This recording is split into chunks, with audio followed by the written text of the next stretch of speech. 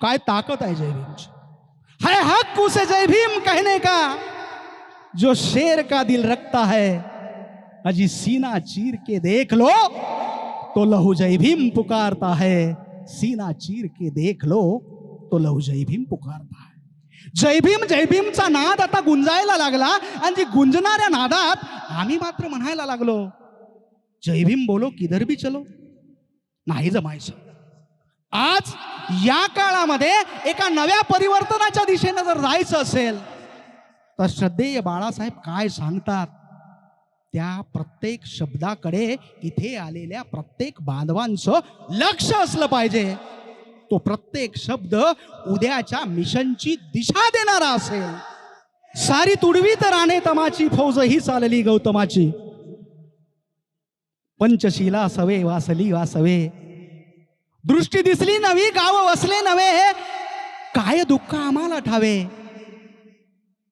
एका नव्या दिशेने जर पुढे जायचं असेल तर आता मात्र एका नव्या बुलंदीच्या आवाजानं तुम्हाला पुढे जावं लागेल।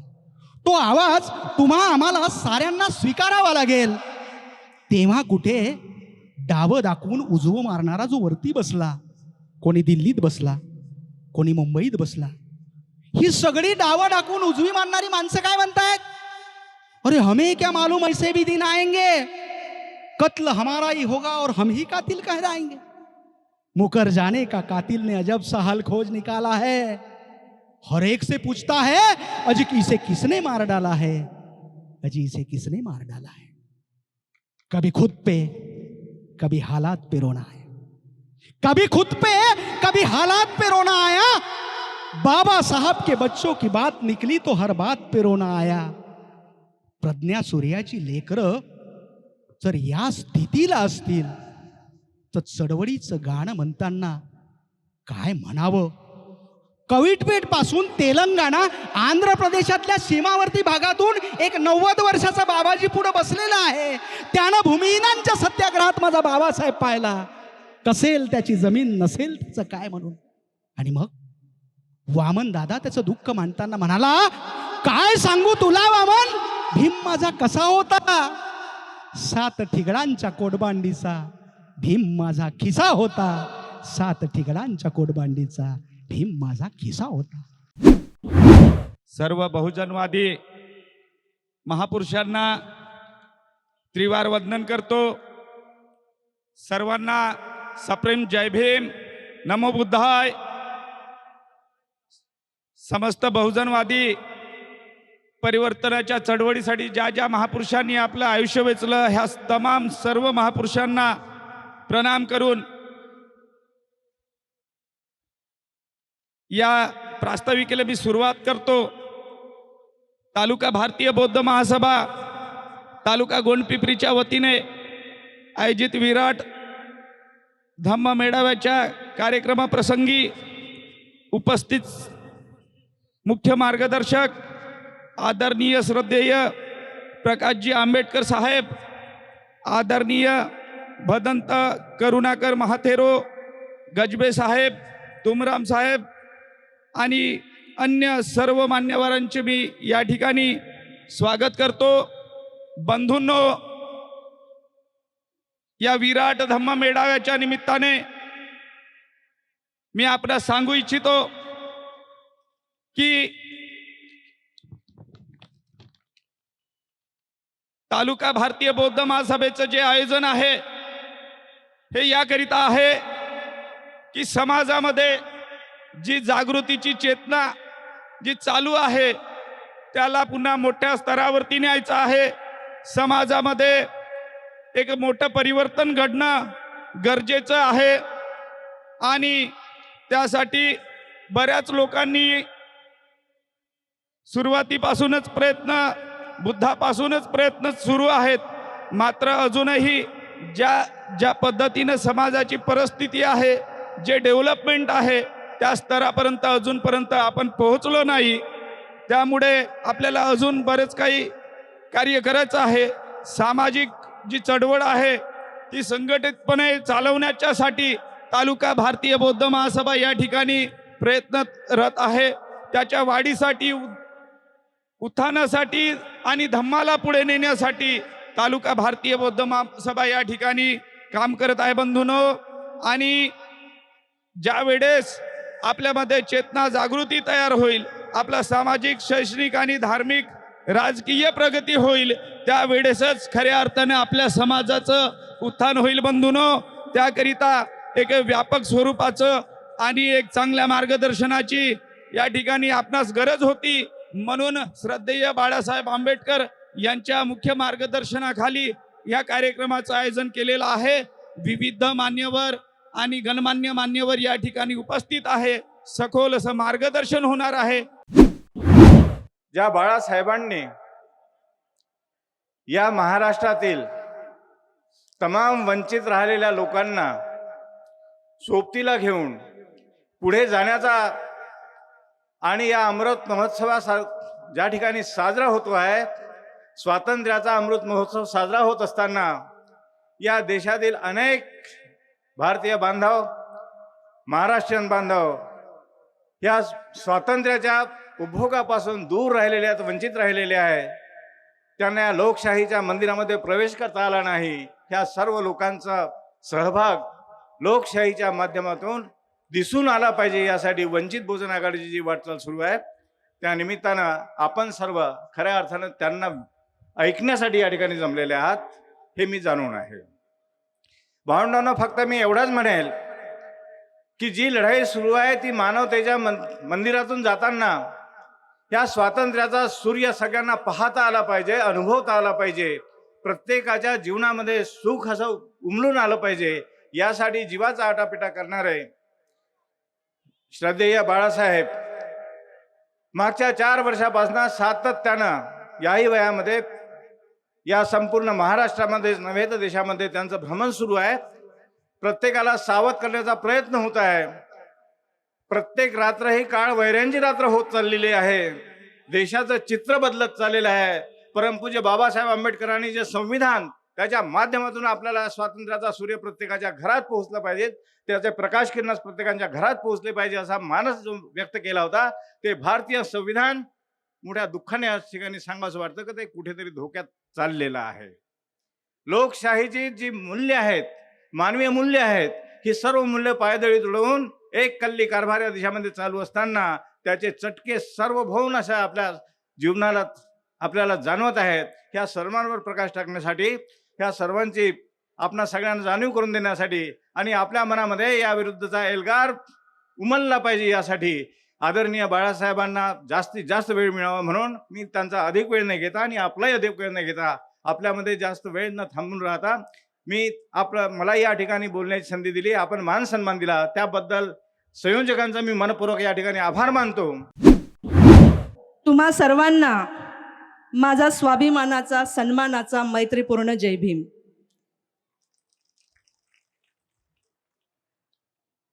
मला विषय दिला ओबीसी महिलांच्या संदर्भात, पण प्रश्न आता हा जनसागर पाहिल्यानंतर प्रश्न असा पडला, जे लोक बिमारीनं ग्रस्त आहे, जे लोक बिमारीनं ग्रस्त आहे, कॅन्सर सारखं त्यांचं येणाऱ्या पिढीचं भविष्य पोखरून गेलेलं आहे, पण ते बिमार असणारी जातच या ठिकाणी उपस्थित आहे की नाही याची शंका माझ्या मनात निर्माण झालेली आहे. ज्यांना ह्या भीम टॉनिकची गरज आहे ते इथे कदाचित बोटावर मोजण्या एवढे वैचारिक दृष्टीने प्रगल्भ असणारे असतील, आणि ज्यांना या टॉनिकची गरज नाही ते आज मोठ्या संख्येने या ठिकाणी उपस्थित आहे. पण तरी थोडा का होईना जो विषय मला दिला आहे त्याला न्याय देण्याचा प्रयत्न अवघ्या काही मिनिटांमध्ये मी आपणासमोर करते. हिंदू कोड बिल हिंदू महिलांसाठी होतं. डॉक्टर बाबासाहेब आंबेडकरांनी महत् प्रयासाने तयार केलेले हिंदू कोड बिल आजही आमच्या ओबीसी मधल्या महिलांनी समजून घेतलेलं नाही. भारतीय घटना, भारताचं संविधान याचा अभ्यास फक्त बुद्धिस्ट वर्गामधल्या ज्या महिला आहेत त्यांनाच आहे. अदर समाजा इतर जे आहे, एससी मध्ये अनेक जाती येतात, एसटी मध्येही अनेक जाती येतात, ओबीसी व्हीजेएनटी एसबी मध्ये अनेक जाती येतात, पर बुद्धिस्ट महिला जर का सोडल्या तर मात्र इतर समाजातील महिलांना भारतीय संविधानाचं पहिलं मुखपृष्ठ कसं आहे हे सुद्धा माहित नाही. ज्यांच्यामुळे आम्ही शिक्षण घेत आहोत, ज्यांनी आम्हाला सर्व कायदे बहाल केलेले आहे, ज्या आमच्या ग्रंथाने आम्हाला माणूस म्हणून जगण्याचा अधिकार दिलेला आहे, आज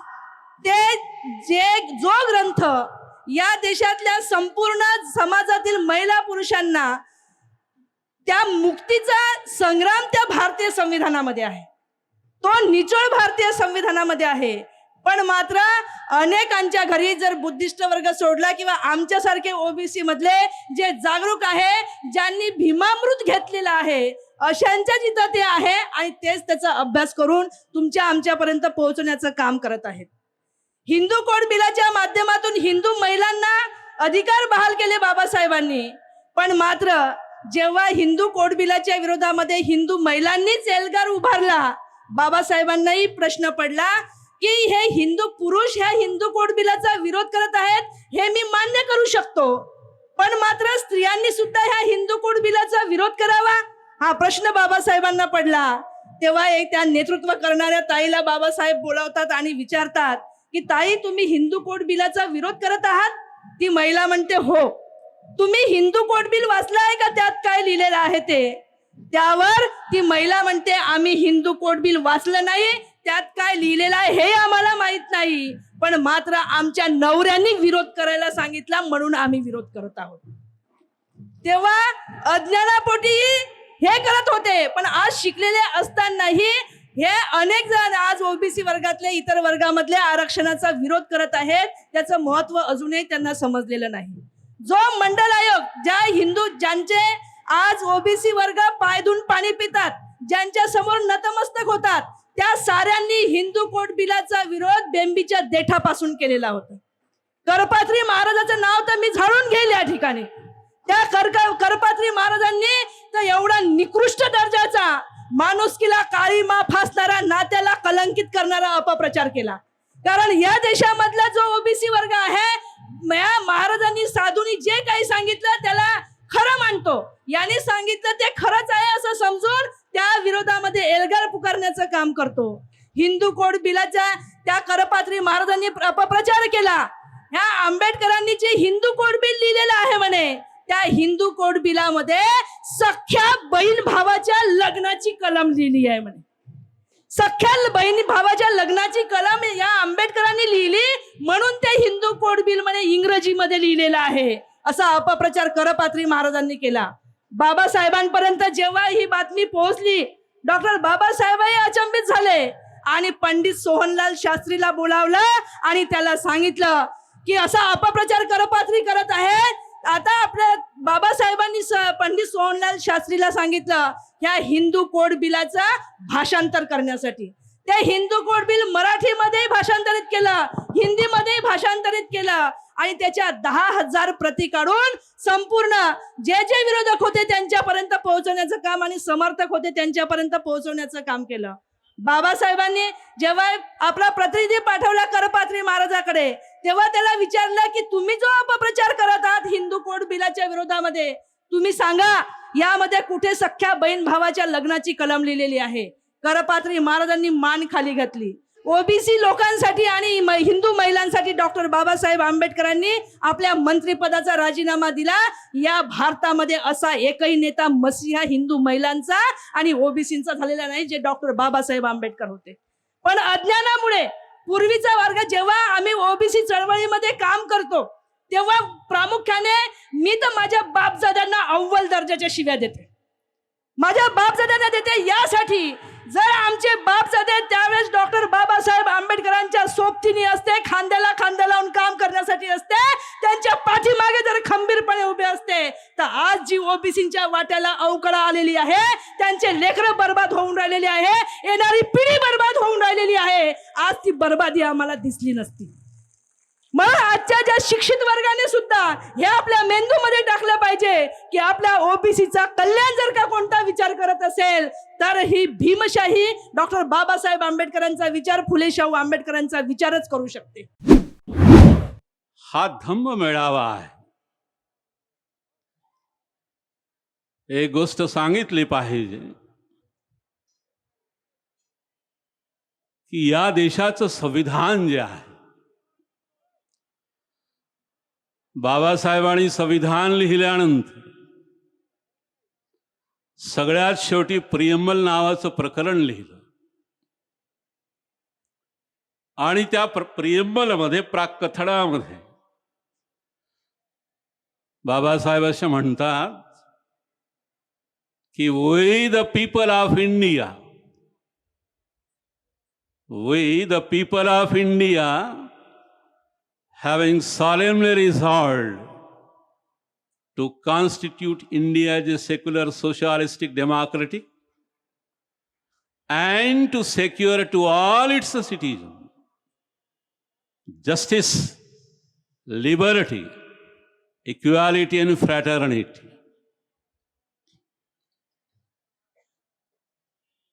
म्हणजे समाजवादी हा शब्द वापरला. सोशलिस्टिक, प्रजासत्ताक राष्ट्र या देशाचं नाव आहे. या देशाचं नाव हिंदुस्थान नाही. या देशाचं नाव समाजवादी, सोशलिस्टिक ज्याला म्हणतो आपण, धर्मनिरपेक्ष प्रजासत्ताक राष्ट्र म्हणजे इंडिया आहे. आपण आमच्या डोक्यावर हिंदुवाद, हिंदू हिंदू शब्द या ठिकाणी वापरला गेला. साहित्यामध्ये, समाजशास्त्रामध्ये सुद्धा हिंदुस्थान हिंदुस्थान असं लेखन केल्या गेलं. हे संविधान बाबासाहेबांनी जे बनवलं हे लक्षात ठेवलं पाहिजे. हा जो देश आहे, या देशामध्ये अनेक धर्म आहेत, अनेक पंथ आहेत, संप्रदाय आहेत, अनेक धर्मधारा आहेत. शक्य आहे की मुसलमान हिंदूच्या धर्मग्रंथाला मानणार नाही, गीतेला मानणार नाही, महाभारत रामायणाला कदाचित मानणार नाही. या देशातला हिंदू कदाचित कुराण मानणार नाही. ख्रिश्चन माणूस कदाचित गुरु ग्रंथ साहेबाला मानणार नाही. मुसलमान किंवा दुसरा धर्माचा माणूस बुद्धाच्या त्रिपिटकाला, धम्मपदाला कदाचित मानणार नाही. आपापल्या धर्म चुली घेऊन, शेकोट्या पेटवून, आपापल्या तत्वज्ञानासह हे सगळे संप्रदाय या देशामध्ये जगत आहेत. परंतु बाबासाहेबांनी या देशाला असा एक धर्मग्रंथ दिला, असा एक राष्ट्रग्रंथ दिला, मग तो या देशातला मुसलमान असो, या देशातला ख्रिश्चन असो, या देशातला शीख असो, ईसाई असो, रंजला गांजला असो, काळा असो, गोरा असो, कोणीही असो, इररिस्पेक्टिव्ह ऑफ कास्ट, क्रीड, रिलिजन अँड जेंडर, जात, वंश, वर्ण या सर्वांनी मानावा. सर्वांना समता, स्वातंत्र्य, बंधुत्व, न्याय मिळावं या दृष्टीने एक असा राष्ट्रग्रंथ दिला, ज्याच्या पुढे सर्व धर्मियांनी, सर्व पंथीयांनी नतमस्तक व्हावं. त्याचं नाव आहे इंडियन कॉन्स्टिट्यूशन, भारतीय संविधान. हा आमचा राष्ट्रग्रंथ. मित्रांनो, मी आदिवासी माणूस, माझा जन्म आरमोरीचा, गडचिरोली जिल्ह्यातला. काय काय दुःख आम्ही सहन केले ही काही गाथा इथे सांगण्याची गरज नाही. पण संघर्ष करत बाबासाहेबांचं सारं जीवन घोडून प्यारो आहे मी. बाबासाहेब कसे जगले हे मी सांगत नाही बसत, मी स्वतः जगतो आहे. बाबासाहेबांपासून मी एक गोष्ट शिकलो की आंबेडकरांनी जर 18 तास अभ्यास केला असेल तर मी आज 12 ते 13 तास सतत अभ्यास करतो. आज सुद्धा 3-3, 4-4 वाजेपर्यंत मी आदिवासी जीवन, संस्कृती, धर्मावर अध्ययन करतो. हा आदर्श मी घेतो आहे. मी आंबेडकर सांगत नाही, मी जगतो बाबासाहेब. बाबासाहेबांची एक सिरियल सुरू आहे टीव्हीवर.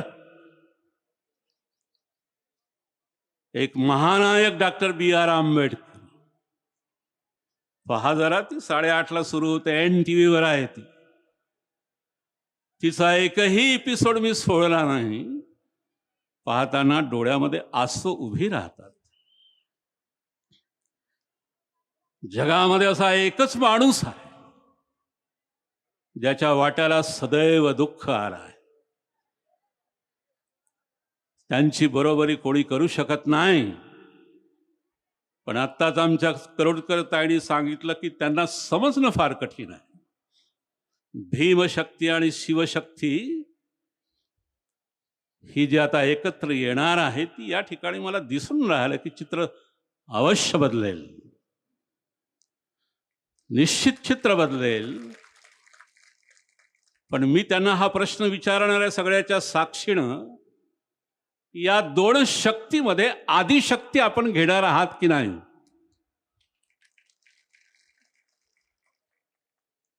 आदिशक्ती म्हणजे आदिवासींची ताकद. 7.5 लाख करोड या देशामध्ये आदिवासी राहतात ना. 7.5% रिझर्वेशन आम्हाला दिल्या गेलं.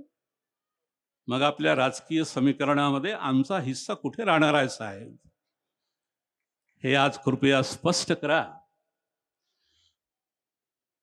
या देशामध्ये आणि या संपूर्ण भूप्रदेश चंद्रपूरच्या राज्यामध्ये, चंद्रपूरच्या गादीवर 30 गोंडराजे झाले आणि या बल्लारशाच्या गादीवर 14 गोंडराजे बसले. हा गोंडवाना भूप्रदेश आहे. गोंडाणी सजवलेला भूप्रदेश आहे. अवशेष आहेत, किल्ले आहेत, परकोट आहे. हे सारं वैभव आमच्या बापदादांचं होतं ना, कुठं गेलं ते आज? एकेकाळी या भागामध्ये फार फिरत होतो आणि त्याच्यामुळे बरीच जाणीव आहे असं मी त्या ठिकाणी मानत होतो. डॉक्टर विनायक यांनी असणारा प्रश्न उपस्थित केला, तिकडनंच मी असणारा सुरुवात करतो. आणि माझा फिरण्याचा हेतू असा होता, तो म्हणजे संविधानामध्येच देशांतर्गत देश अशी असणारी एक कल्पना आहे.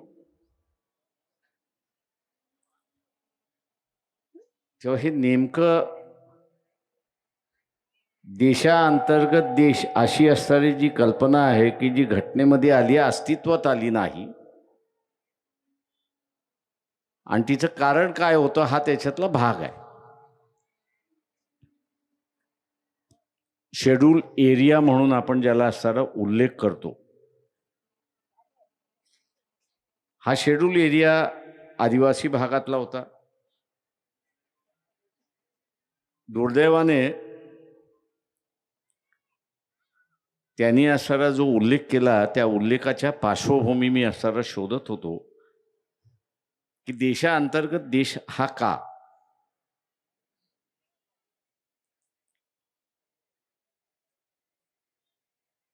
आपण वेस्टर्न कोस्ट पासून सुरुवात केला, पश्चिमेपासून सुरुवात केला आणि पूर्वेकडे आपण असणारा गेलो तर पालघर हा जिल्हा लागतो. त्याच्या पुढे आपण गेलो तर सुरत हा जिल्हा लागतो. त्याच्या पुढे आपण गेलो तर डांग हा जिल्हा लागतो. 300 किलोमीटरचं असणारं एक अंतर आहे. ते 300 किलोमीटरचं अंतर आपण असणारा ज्यावेळेस ईस्टर्न कोस्टकडे येतो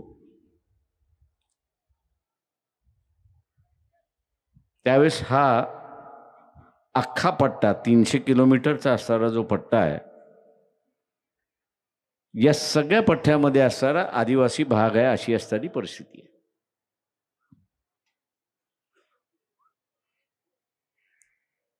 ब्रिटिशांनी राज्य केलं याच्याबद्दल आपण असणारा ऐकलंय, वाचलंय.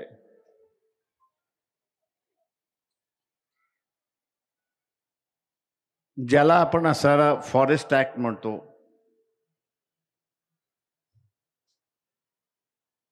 या फॉरेस्ट ऍक्टची सुरुवात जी आहे ती 1857च्या बंडानंतरचा.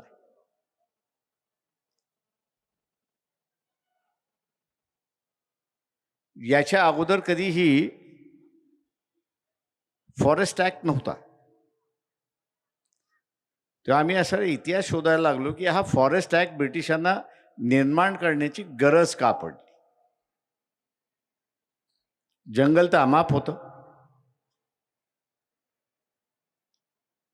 आणि मग या जंगलावरती नियंत्रण करण्याचा असणारा त्यावेळेसच्या ब्रिटिश सरकारला गरज का पडली. आणि तिथे असणाऱ्या बीज आपल्याला दिसतात की ज्यांनी असणारा उल्लेख केला की ह्या जंगलांमध्ये ब्रिटिशांना युद्ध करता येत नव्हतं. बाहेरून त्यांनी असणारं राज्य केलं. बाहेरून त्यांनी असणारं राज्य केलं आणि एक संस्कृती जशीच्या तशी राहिली अशी असणारी परिस्थिती आहे की ज्याचा त्यांनी उल्लेख केला. दुर्दैवाने त्यांनी असणारा अजून एक उल्लेख केला नाही आणि तो म्हणजे की आदिवासींना हिंदू कायदा लागणार नाही याची तरतूद सुद्धा बाबासाहेबांनी त्या ठिकाणी केली आणि यांचा एक वेगळा कायदा असला पाहिजे अशी परिस्थिती आहे. डॉक्टर नवीन कायदा लिहितात आहेत, त्यांनी लवकरात लवकर लिहायला पाहिजे. तो लोकांसमोर आला पाहिजे. का इथे एक फार मोठं भांडण चाललं, सांस्कृतिक भांडण चाललंय, वैचारिक भांडण चाललंय आणि ह्या देशाच्या विचारसरणीचा आधार काय असावा हे भांडण चाललंय. हा आजपासूनचा लढा नाही, हा चार्वकापासून सुरुवात झालेला लढा आहे की समाज व्यवस्थेच्या वैचारिक बैठक काय असावी हा लढा चाललाय. आणि तो आज असणारा राजकारणामध्ये आपल्याला दिसतोय. हा लढा काय ते एका बाजूला हुकुमशाही ज्याचा RSS BJP प्रचार करते, इथे असणारा वैदिक पद्धत या ठिकाणी, या वैदिक पद्धतीमध्ये जातीय व्यवस्था आहे, वर्ण व्यवस्था आहे. सांगितले ते ऐकलं पाहिजे.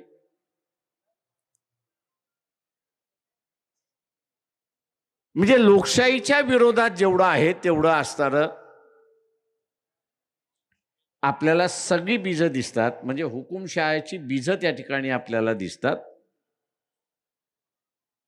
आणि दुसऱ्या बाजूस चार्वकापासून त्या असणाऱ्या तुकाराम महाराजापर्यंत या देशामध्ये या व्यवस्थेच्या विरोधात लढा आपल्याला दिसतो. विचाराचा लढा आपल्याला दिसतो. आणि आज पुन्हा आपल्याला असणारा तो राजकीय व्यवस्थेमध्ये दिसतोय. त्याच्यामुळे हा लढा संपला असं मी म्हणणार नाही. चार्वकापासून सुरुवात झालेला, महावीरापर्यंत आलेला, बुद्धापर्यंत आलेला, कबीरापर्यंत आलेला, तुकाराम महाराजापर्यंत आलेला हा लढा अजून संपलेला नाही हे आपण लक्षात घ्या.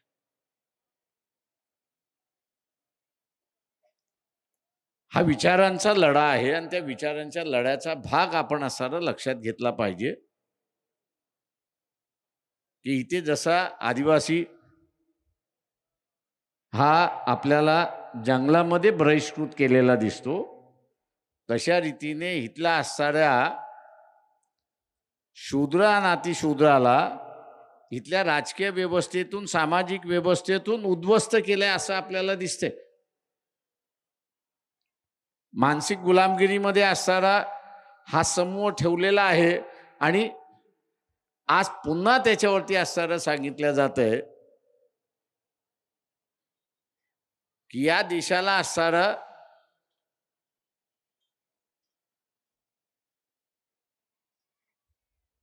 निधर्मी राहण्यापेक्षा तो असणारा हिंदू धर्म म्हणून असणारा घोषित करण्यात यावा असा लढा आणि आंदोलन चाललेलं आहे.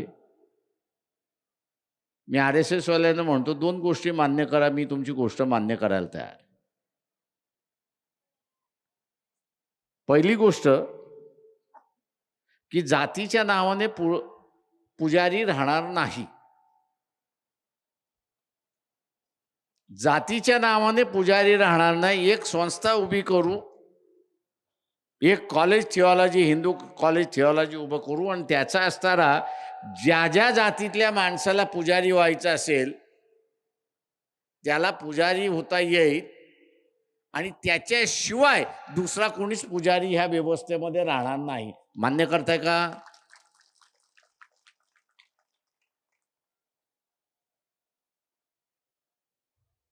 मान्य करत असाल तर आम्ही चर्चेला बसायला तयार आहोत. आज कुणब्यांमध्ये सुद्धा पुजारी आहे, नाही असं नाही. नाव्यांमध्ये सुद्धा आहे, नावी समाजामध्ये सुद्धा आहे, कुंभारामध्ये आहे, लोहारामध्ये आहे, सगळ्या ह्याच्यामध्ये आहे. पण तो त्याच्याच जातीपुरता मर्यादित आहे. त्याच्या जातीच्या बाहेर त्याला असणारा किंमत नाही अशी असणारी परिस्थिती आहे. त्याला विचारत नाही. आपण एवढंच म्हणतोय की समाज व्यवस्थेमध्ये एका धर्माचा असणारा माणूस त्याच्या जातीने तो श्रेष्ठता का असावी, त्याच्या जातीच्या आधारावरती तो त्याची श्रेष्ठता का असावी, त्याच्या बुद्धीच्या याच्यावर बुद्धीवरती त्याची असणारा श्रेष्ठता असावी. आणि म्हणून जो कोण पुजारी होणार असेल तो सगळ्या जातीमधला असणारा खुला असला पाहिजे आणि तो सगळ्यांनी त्याला असणारा मान्य केला पाहिजे. आणि जात पुजारी नावाची असणारा गोष्ट कायद्याने बंद झाली पाहिजे. मंजूर असेल तर सांगा. मित्रो, आजपर्यंत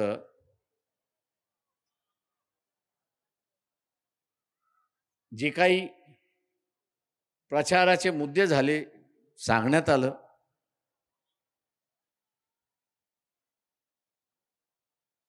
की महिलांचा असणारा हिंदू कोर्ट बिलच्या विरोधात सुद्धा छायाताईंनी आपल्याला सांगितलं काय प्रचार झाला. हा जो अपप्रचाराचा भाग जो आहे तो फार मोठा आहे. आता ह्या अपप्रचाराला असणारं उत्तर देणं सगळ्यात महत्वाचं आहे. आणि ह्या अपप्रचाराचं उत्तर द्यायचं असेल तर आपण ज्ञानी झालो पाहिजे हे लक्षात घ्या.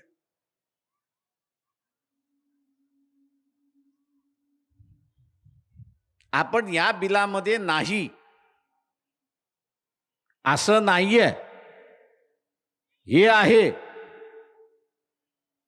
आणि ते जोपर्यंत आपण चॅलेंज करत नाही तोपर्यंत समोरच्याला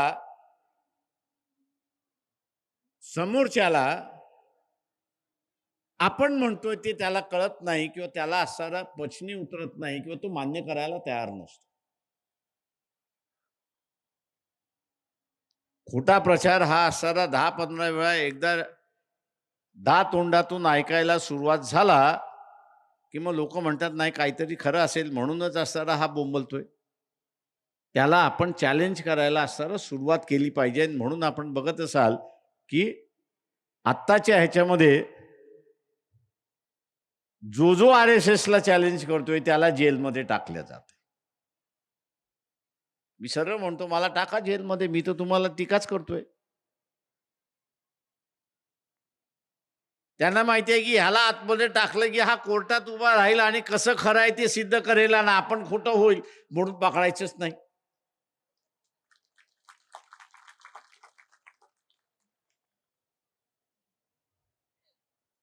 आणि म्हणून मी असं म्हणेन आपल्याला की एका प्रकारचं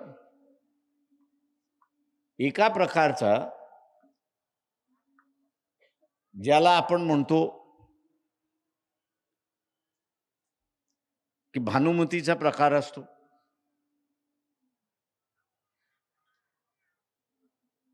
मूठ मारलेली आपण असं म्हणतो, अशी असणारी परिस्थिती देशामध्ये झाली हे आपण लक्षात घेतलं. एक 5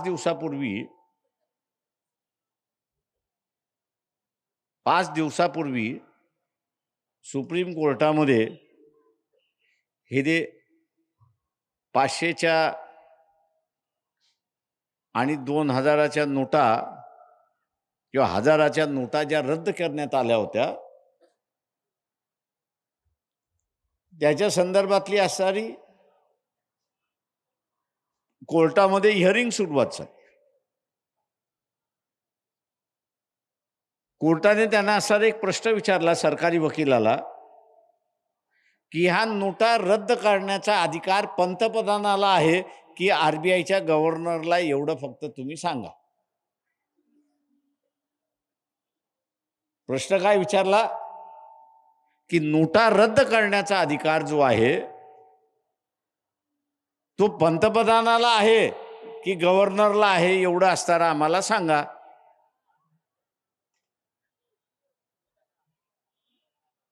तर सरकारी वकील म्हणा आता असं कशाला तो उरून घे, तो प्रश्न संपलाय, अमुक झालाय, तमुक झालाय, अमुक झालंय, आता कशाला त्याला उखरा. कोर्टाने पुन्हा सांगितलं की न्याय व्यवस्था चालली पाहिजे ही आमची जबाबदारी. इथलं कुठलंही राज्य न्यायाने चालतंय की न चालतंय, कायद्याने चालतंय की न चालतंय हे बघणं आमची जबाबदारी आहे. आणि म्हणून नोटा रद्द करण्याचा, बदलण्याचा अधिकार हा पंतप्रधानाला आहे की आरबीआयच्या रिझर्व्ह बँकेच्या गव्हर्नरला आहे, हा आम्हाला असणारा निर्णय द्यावा लागेल. मी आपल्याला असणारा विचारतो, या संदर्भातलं किती जणांनी ऐकलं आणि किती जणांनी आपल्या मित्राला सांगितलं, अशी असणारी परिस्थिती आहे. एकच हात आहे.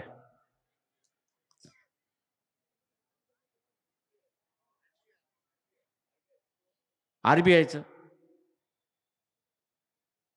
किती जणांनी ऐकलं आणि किती जणांनी आपल्या मित्राला सांगितलं, एकच हात वरती होतोय.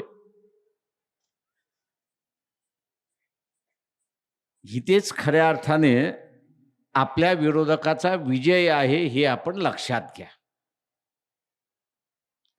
मला कळत जरी असलं, मला उमजत जरी असलं तरी मी त्याच्या संदर्भात बोलत नाही. याचं कारण की मी हिंमत ठेवत नाही.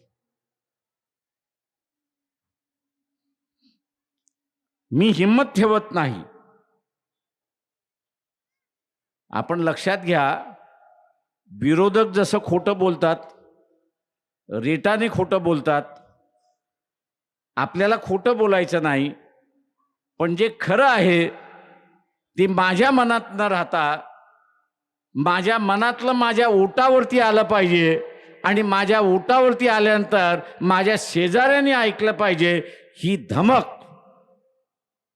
आणि ही हिंमत आपण जोपर्यंत दाखवत नाही, तिचा वापर करत नाही, तोपर्यंत आपण असणाऱ्या आपल्या विरोधकाला हरवू शकत नाही. हे असताना लक्षात घ्या.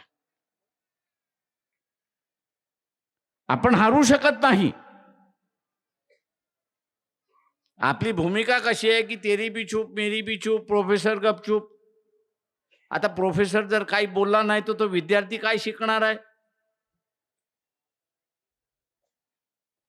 त्याच्यामुळे आपल्याला हिंमत दाखवणं हा सगळ्यात महत्त्वाचा भाग आहे. हे आपण असणारा लक्षात घ्या. आणि जे जे आपण ऐकतोय ते आपण असणारा बोललं पाहिजे, अशी असणारी परिस्थिती आहे. मुझे बहुत आज पीड़ा हो रही है कि धम्म पीछे चला गया, व्यक्ति आगे चला गया. बाबा साहब ने यह नहीं कहा था कि तुम धम्म को कुचल कर, अपने धम्म गुरु से कुचल कर उनके सम्मान को कुचलकर तुम आगे निकल जाना।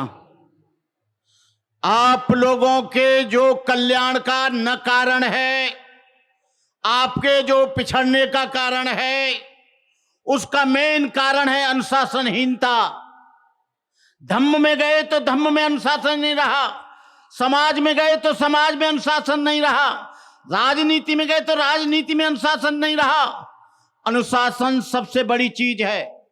जिसके जीवन में अनुशासन नहीं, आपको मालूम होना चाहिए, मेरे से पूर्व हमारे एक आदिवासी नेताजी बोल रहे थे, बहुत अच्छा बोल रहे थे, मैं उनकी बातों से 100% सहमत हूं। यहां के अड़ियल और सड़ियल ढांचे को बदलने के लिए दुनिया में जितनी की जितनी लड़ाई है, वो सामाजिक परिवर्तन की लड़ाई है, सम्मान के परिवर्तन की लड़ाई है, आर्थिक परिवर्तन की लड़ाई है, स्वाभिमान की लड़ाई है। इसके अलावा और कुछ नहीं है। भगवान बुद्ध आज से 2500 वर्ष पहले आए, महावीर स्वामी जैन और गुरु नानक आए, ज्योतिराव फुले आए, साहू जी महाराज आए, तिरुवल्लुवरम आए, आपके बिरसा मुंडा आए, रामास्वामी नायकर आए। भगवान बुद्ध को हम इसलिए स्वीकार नहीं करते हैं कि वो हमारे समाज के थे। रामास्वामी नायकर को हम इसलिए नहीं मानते हैं कि वो हमारे समाज के थे। डॉक्टर अंबेडकर को हम इसलिए नहीं मानते हैं कि वो हमारी जाति के थे। महापुरुषों की कोई जाति नहीं होती है, महापुरुषों का कोई व्यक्तिगत घर नहीं होता है। बाबा साहब डॉक्टर अंबेडकर उन तमाम लोगों के लिए हैं जो लोग भूखे, नंगे, मजलूम, शोषित, पीड़ित लोग हैं। बाबा साहब अंबेडकर ने जितना जुल्म सहा, जितना अत्याचार सहा, जितना उन्होंने अपने जीवन में कष्ट सहा, केवल आदिवासियों के लिए, एससी के लिए, एसटी के लिए, बैकवर्ड के लिए उतना किसी ने नहीं सहा। मैं अपनी बात यहां से शुरू करूं रत्नागिरी की धूल से। रत्नागिरी की धूल से उठा बबूला कौन था? कौन पापों से लड़ा दिल तोड़कर अनाचारों के मुकाबले डटने वाला कौन था? कौन पीछे न हटा रण छोड़कर जुल्म सितम की बिजलियां किस पर पड़ी? दलित आंखें किसके ऊपर थी गड़ी? किसकी किरणें देख सूरज था लजीला हो गया? किसके तर्कों से ब्रह्म पीला हो गया? तुम अछूतों का हकीकी असली लीडर कौन था? निर्बल नेत्रों का लीडर कौन था? सच बताओ, कौन निद्रा से जगा कर चल दिया? किसकी मेहनत ने तुम्हें ये फल दिया? कोट जंजन को देके समता है पुनर्जीवित किया। मनु कारागार को किसने गिराया? बोली हुए कौन था? बाबा साहब अंबेडकर। आज आप इतने बड़े पंडाल में जो कार्यक्रम कर रहे हैं, अच्छे अच्छे जो कपड़े पहन रहे हो, पैंट सूट में दिख रहे हो, बड़ी बड़ी गाड़ियों में चल रहे हो, एक्वा गार्ड का पानी पीते हो, ये बोधिसत्व डॉक्टर बाबा साहब अंबेडकर की देन है, किसी और की देन नहीं है। बाबा साहब अंबेडकर नहीं होते, आपको शिक्षा का अधिकार नहीं होता। शिक्षा का अधिकार नहीं होता तो आप बड़े बड़े इंजीनियर और डॉक्टर नहीं बनते और आपको नौकरी नहीं मिलती। आप बाबा साहब ने आपको शिक्षा का अधिकार दिया, नौकरी का अधिकार दिया, 4 पैसे आपकी जेब में आए, आपने मकान बनाया, एलसीडी का टीवी खरीदा, आपने कार खरीदी, आपने महल बनाया, आपके बच्चे इंग्लिश मीडियम में पढ़ने लगे।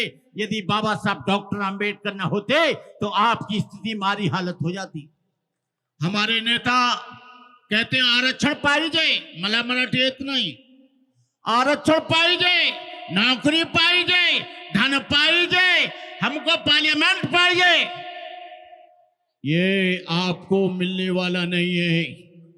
कितने भी भाषण दे लेना, कितना भी आप बड़े बड़े सम्मेलन कर लेना, यहां पर 4 स्तंभ हैं देश को चलाने के लिए, न्यायपालिका, कार्यपालिका, विधायिका, मीडिया। आपका एक आदमी विधायिका में नहीं, एक आदमी संसद में नहीं, एक आदमी विधानसभा में नहीं, कानून वहां से बनता है। आप लोग क्या करेंगे? जीत कर वो आ जाते हैं, आप लोग बटे हुए हो, टुकड़े टुकड़े हो। महाराष्ट्र में देख लेना कितने टुकड़े हैं, कितने संगठन हैं, हर घर में एक नेता, हर कोई भी आदमी किसी का नेतृत्व मानने के लिए तैयार नहीं, किसी को भी लीडर मानने के लिए तैयार नहीं। मैं कहता हूं कि प्रकाश अंबेडकर को ही आप अपना लीडर मान लो, वो बाबा साहब का खून है, मुझे कोई ऐतराज नहीं। उत्तर प्रदेश में गवर्नमेंट आई, गौतम बुद्ध नगर बना, साहूजी महाराज नगर बना, ज्योतिराव फुले नगर बना, तमाम यूनिवर्सिटियों का नाम Gautam Buddha university, doctor Ambedkar university बनाई। महाराष्ट्र में केवल मराठवाड़ा यूनिवर्सिटी के लिए केवल अंबेडकर नाम लिखने के लिए योगेंद्र कवाड़े उस आंदोलन को चलाते थे। मैं जब उनके साथ था, सैकड़ों बच्चे मर गए, तब कहीं अंबेडकर उस नाम आगे बढ़ा। लेकिन उत्तर प्रदेश में आप जाकर देखना, उत्तर प्रदेश में आपको 3 किलोमीटर तक बुद्ध विहार मिलेगा, बाबा साहब की मूर्तियां मिलेंगी, बाबा साहब का सारा वहां पर आंदोलन मिलेगा, महापुरुषों की मूर्तियां बनेंगी। मैं किसी पार्टी का आदमी नहीं, ना मैं बीएसपी का आदमी, ना मैं कांग्रेस का आदमी, लेकिन इस बात को जरूर कहूंगा कि सत्ता बदलती है तो व्यवस्था बदलती है, गवर्नमेंट बदलती है तो धर्म आगे जाता है, गवर्नमेंट नहीं है तो कोई धर्म आगे नहीं जाएगा। आज बीजेपी की गवर्नमेंट है तो उनका हिंदू धर्म आगे जा रहा है, आज बीजेपी की गवर्नमेंट है तो राम मंदिर बन रहा है। बैकवर्डों की समझ में नहीं आता है। आपको बता दें, जो निर्माण कमेटी है उसमें एक भी बैकवर्ड का आदमी नहीं है। कलराज मिश्र, कल्याण सिंह, विनय कटियार बजरंग दल, उमा भारती बीजेपी की, एक भी आदमी को उसमें निर्माण कमेटी में नहीं रखा गया। इनको काय के लिए रखते हैं? मुसलमानों से जब लड़ाई हो तो बैकवर्ड आगे आए, दलितों से लड़ाई हो तो बैकवर्ड आगे आए, SC ST से लड़ाई हो, शेड्यूल ट्राइब से लड़ाई हो तो आगे आए। ये केवल कहने के लिए हिंदू हैं, लेकिन जब ये लड़ाई के लिए हिंदू हैं, लेकिन मैं कहना चाहूंगा कि जब इस देश में भागीदारी की बात आती है, जब इस देश में मंडल आयोग लगाने की बात आती है, जब इस देश में भागीदारी की बात आती है, तो ये बैकवर्ड हो जाते, अछूत हो जाते, नाई हो जाते, धोबी हो जाते, धानुक हो जाते, कहार हो जाते, लुहार हो जाते, चमार हो जाते, दुसिया हो जाते, अहलवार हो जाते, गहरवार हो जाते। कहने का मतलब यह है कि ये केवल हिंदू उसके लिए है, कोई हिंदू विंदू कुछ होता नहीं है, केवल इनको। आपको बता दें, ये प्रधानमंत्री जी जब जापान में गए, मैं उस समय जापान में था, और सर पे मूर्ति रख के जा रहे थे कि मैं बौद्ध देश से आया हूं, मैं बौद्ध देश से आया हूं। जब ये वहां जाते हैं विदेशों में, जब बुद्धिस्ट कंट्रियों में जाते हैं, कहते हैं मैं बौद्ध देश से आया हूं। जब भारत में आते हैं तो हिंदू राष्ट्र बनाने की बात करते हैं। अरे बौद्ध राष्ट्र बनाने की बात करो, हिंदू राष्ट्र को, हिंदू को कौन जानता है? बाबा साहब अंबेडकर। एक बात बताता हूं, बाबा साहब अंबेडकर जब बर्मा से आए, बनारस में आए, बनारस में मदन मोहन मालवीय के यहाँ इनका स्पीच था, विश्व हिंदू परिषद के BHU में, जो विश्व हिंदू कॉलेज है, उसमें कहा गया कि बाबा साहब अंबेडकर, आपको यहाँ अंडा खाने के लिए नहीं मिलेगा। बाबा साहब को डायबिटीज थी, बाबा साहब रोज 2 अंडा खाते थे। ये हिंदुओं की यूनिवर्सिटी है, ये अलीगढ़ यूनिवर्सिटी नहीं है, ये मुस्लिम यूनिवर्सिटी नहीं है। बाबा साहब ने कहा, मदन मोहन मालवीय बैठे थे, उन्होंने कहा मैं अंडा खाता हूं, डेली खाता हूं, सुबह खाता हूं, शाम खाता हूं, लेकिन ये तुम्हारा हिंदू और हिंदू यूनिवर्सिटी का अंडा नहीं खाऊंगा। बोले वो क्यों? बोले मुसलमानों की मुर्गी मोहम्मद साहब थे, जिसमें से इस्लाम पैदा हुआ। ईसाई धर्म की मुर्गी ईसा मसीह थे, जिसमें से ईसाई धर्म पैदा हुआ। जैन धर्म की मुर्गी महावीर स्वामी जैन थे, जिसमें जैन धर्म पैदा हुआ। बौद्ध धर्म की मुर्गी भगवान बुद्ध थे, जिसमें बौद्ध धर्म पैदा हुआ। अरे हिंदुओं, तुम्हारी मुर्गी तो पता ही नहीं 33 करोड़ हैं, लेकिन वो पूरी की पूरी कुड़क हो गई हैं। तुम्हारा अंडा क्या खाऊंगा?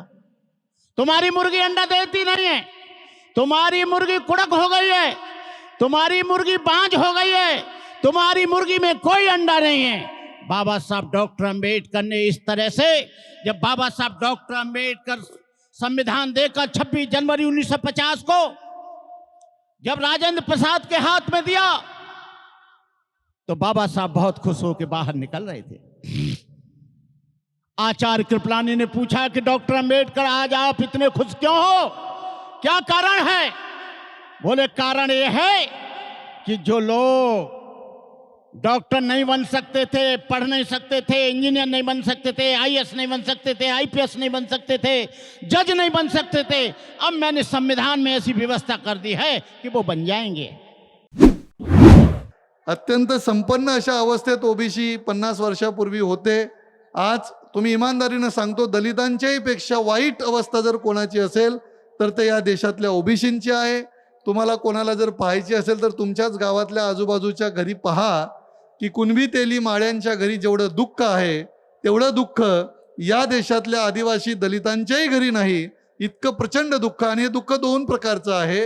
एक तर आपल्याला सांगता तरी येते, कारण सामाजिक भीती नाही आहे SC ST प्रवर्गातील जातींमध्ये. पण आमच्याकडे एवढा प्रॉब्लेम आहे की आमचं दुःख सांगता सुद्धा येत नाही, कारण समाजामध्ये कुणबी तेली माडी म्हणून आम्हाला थोडीशी इज्जत काहीतरी भेटलेली आहे आणि त्या इज्जतीच्यामुळे आम्हाला आमचं दुःख सांगता येत नाही. ते दुःख मी तुमच्यापुढे आज खरं तर मांडणार होतो, परंतु वेळ निघून गेलेली आहे. पुन्हा एकदा कधीतरी आपण आल्यावर भेटू.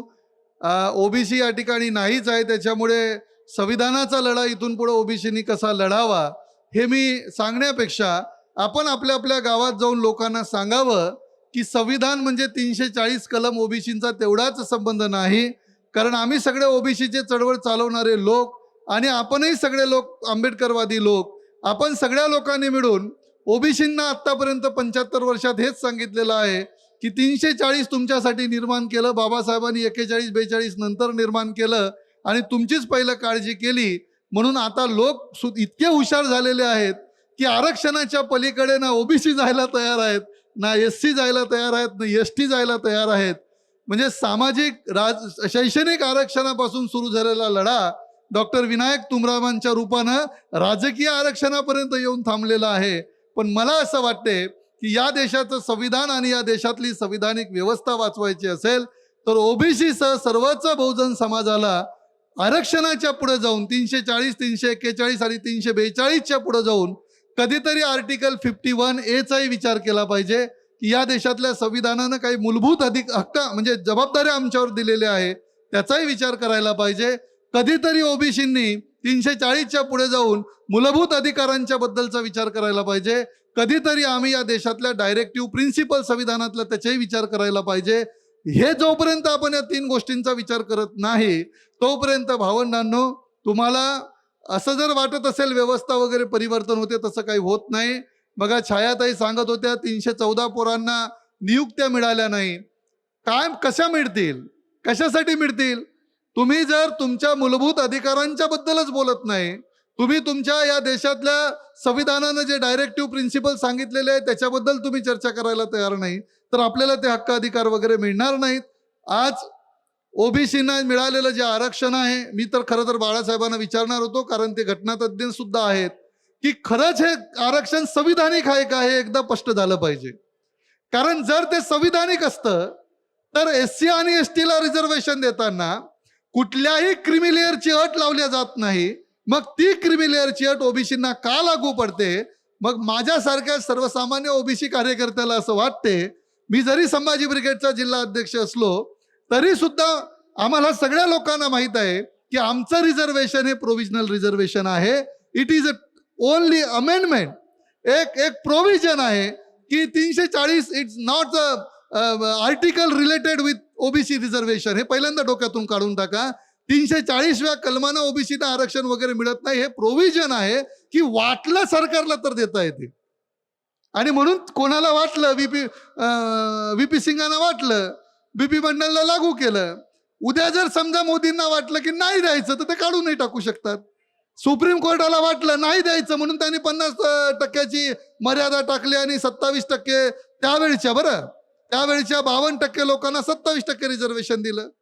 मग 15 SC ला आहे, 7.5 ST ला आहे, ओबीसीला 52%. त्यावेळी मागणी आम्ही करू शकलो नाही, कारण ओबीसी त्याही जागृत नव्हता, आताही नव्हता. पण आपण सगळेजण जागरूक आहात. आपण आमच्या ओबीसी भावंडांना जाऊन सांगितलं पाहिजे. आणि दुसरी एक गोष्ट मी तुम्हाला विनंती करतो की ओबीसीकडे आता 50 वर्षाच्या चष्म्यातून बघू नका.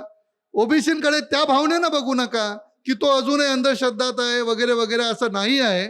मी तुम्हाला सांगतो, मी ओबीसी समाजामध्ये गेली 20 वर्ष काम करतो. अनेक ओबीसी बदललेले आहेत. देवाधर्माच्या नावावरच्या अंधश्रद्धा आम्ही कधीच जाळून माळून टाकलेल्या आहेत. आता आमचा त्या अंधश्रद्धांशी संबंध नाही.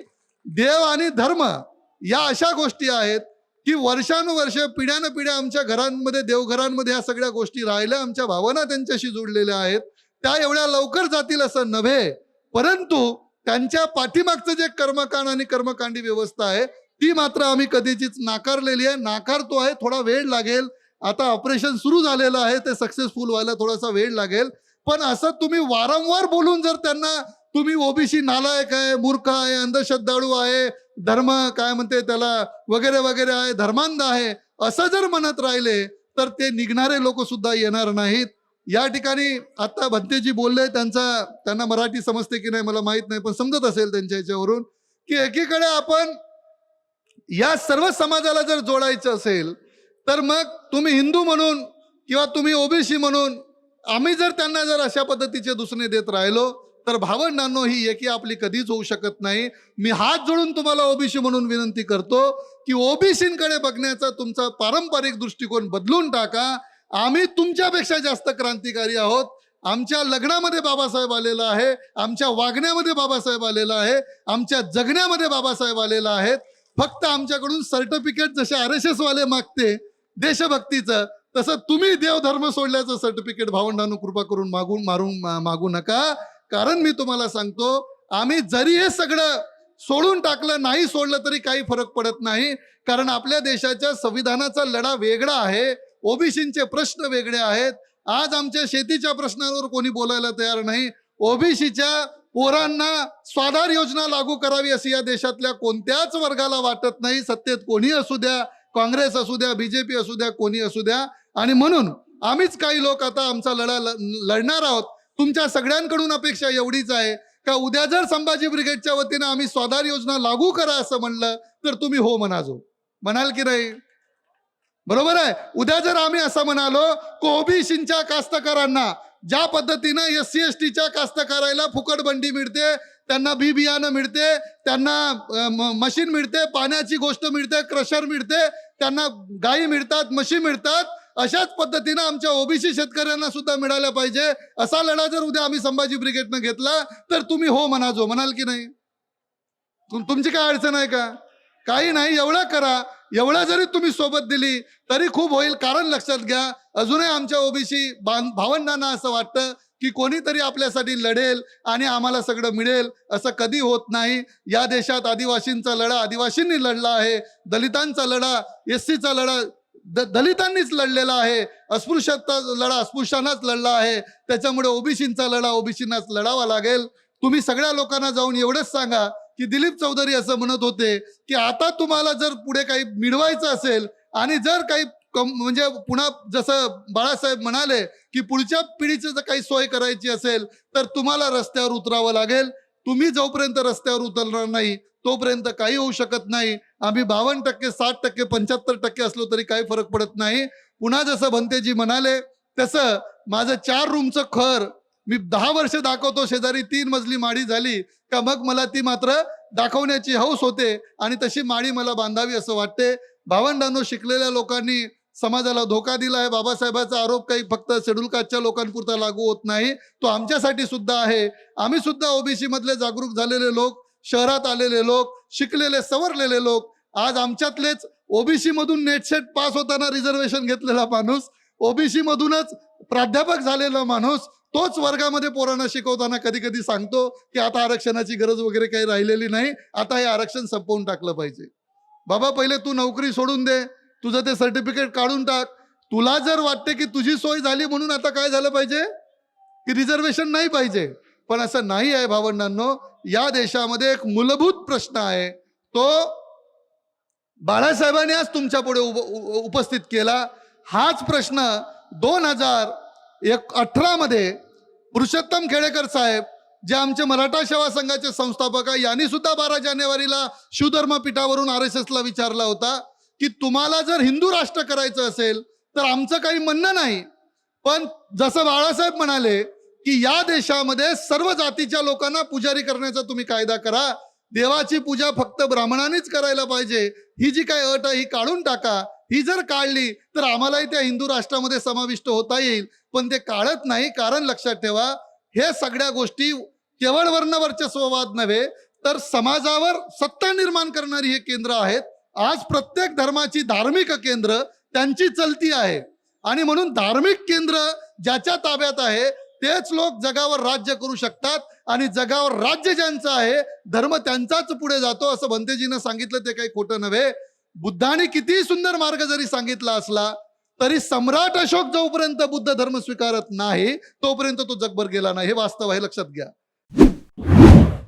आदरणीय मंच आणि विचार मंचावर उपस्थित आजच्या कार्यक्रमाचे उद्घाटक श्रद्धेय भत्तंद करुणाकर महाथेरो दिल्ली, आजच्या कार्यक्रमाचे अध्यक्ष बहुजन हृदय सम्राट श्रद्धेय ॲडव्होकेट बाळासाहेब आंबेडकर, त्याचबरोबर विचारमंचावर उपस्थित आजच्या कार्यक्रमाचे विशेष अतिथी तथा मार्गदर्शक माननीय डॉक्टर रमेशजी गजबे, माजी राज्यमंत्री, माननीय डॉक्टर विनायक तुमराम, राष्ट्रपती पुरस्कार तथा हिंदी साहित्य अकादमी पुरस्कार प्राप्त आदिवासींचे सामाजिक व वैचारिक नेते, माननीय प्राध्यापक दिलीप चौधरी, जिल्हा अध्यक्ष संभाजी ब्रिगेड चंद्रपूर, माननीय प्राध्यापिका छायाताई कुरटकर, ज्येष्ठ ओबीसी महिला कार्यकर्ता नागपूर, त्यासोबतच विचारमंचावर उपस्थित इतर सन्माननीय मान्यवर.